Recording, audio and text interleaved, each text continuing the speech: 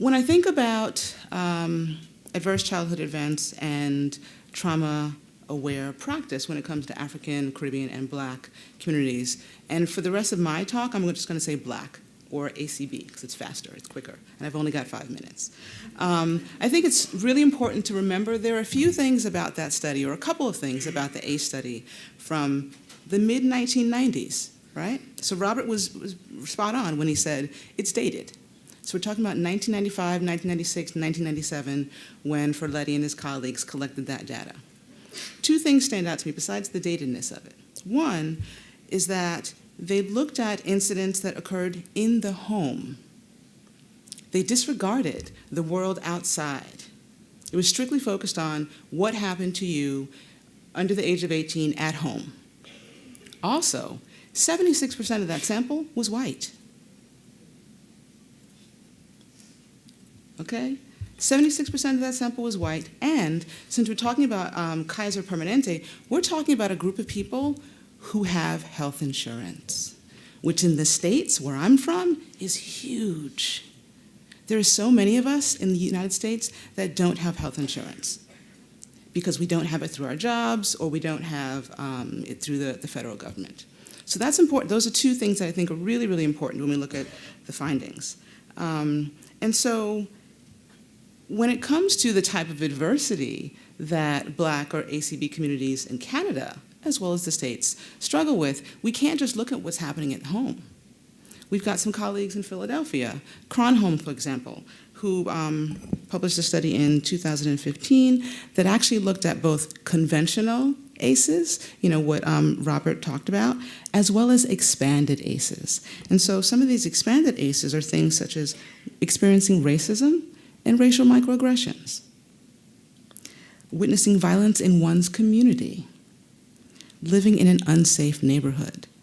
And remember, most people don't live in unsafe neighborhoods because they want to. There are no other opportunities for them. Also, experiencing bullying and having a history of either being in or being involved with the child welfare system. And so when we're talking about Black communities, whether it's in Canada or in the States, we have to also think about the fact that these are people who are living in what I call historically white or predominantly white countries. And so having to, deal with whatever is happening at home and then also then leaving your home. So dealing with xenophobia, dealing with anti-Black racism, dealing with misogynoir. Who knows what misogynoir is?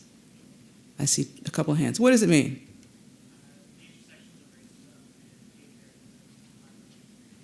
Okay, so you didn't hear any of that sexiness that he just said.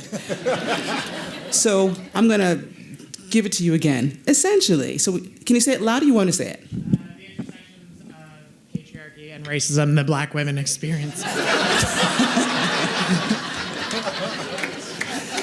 I was trying to be helpful. I really was. Good. Yeah. Cool. And so basically, hatred or dislike of Black women. That was sexy, I just made it simpler, okay? And also, most people use the term poverty. Once I went to Nigeria, I stopped using the word poverty.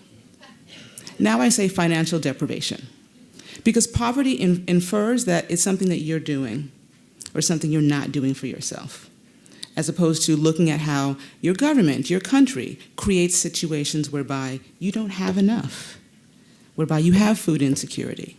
And so we look at ACEs in Black communities, we definitely need to look at the conventional ACEs, but we do them a disservice by not asking about, okay, so what happens when you leave your home? Under the age of 18, how much racial microaggression do you experience? Or, how often do you expect, because also not just experiencing racism, but also anticipating racism is very, very distressing. So if you're going to anticipate it because you've experienced it, or your parents have, warned you about it, when you go to school, whether it's elementary school, high school, grad school, etc., or if you're living in a predominantly white neighborhood, and you've already got financial deprivation happening at home, thank you, but then you go out into the community to look for work. That causes undue stress, which then impacts health outcomes. And so when we talk about I'm a psychotherapist as well as a behavioral researcher, so I have the privilege and the joy and the honor of working with people way after the fact. I wouldn't say I come late. I wouldn't say late, because what I do, it's trauma-aware practice. And so as someone who's trained in traditional psychoanalytic therapy as well as EMDR, so eye movement desensitization and reprocessing, that is a trauma-aware practice that's strategically designed to kind of reboot the brain. As one of my clients says, oh, so we're dismantling trauma. I said, yeah, that's what we're doing. That's exactly what we're doing. So we're helping the brain heal itself in a way that, so that when people think about the trauma or the traumatic experiences that they've had, they don't have the same reaction to it, which means the health outcomes improve. I would also do a disservice by not mentioning trauma-informed CBT. Some people also use that and find it very effective with people regardless of their ethno-racial background. But I implore you, when you work with your clients, regardless of their ethno-racial background, but especially those who are from African, Caribbean, and Black communities, if you don't ask about their entire lives, the totality of their lives, if you act as if if you act as if you are colorblind, which you know is very effective, right? You dismiss their reality. And that's insulting, as well as harmful. And it perpetuates what the systems have already done to them. So I implore you not to just look at the conventional ACEs, include expanded ACEs, include conversations about xenophobia. So when you arrived in this country, what kind of experiences did you have? Or let's say your ancestors have been here since the 1800s, because we know Black people have been in this country since the 1600s. But did people assume you just came off a plane? You need to ask those questions, because then without looking at the entire totality of their lives, you won't understand everything, and that trust will not be built. So with that, I wish you good luck.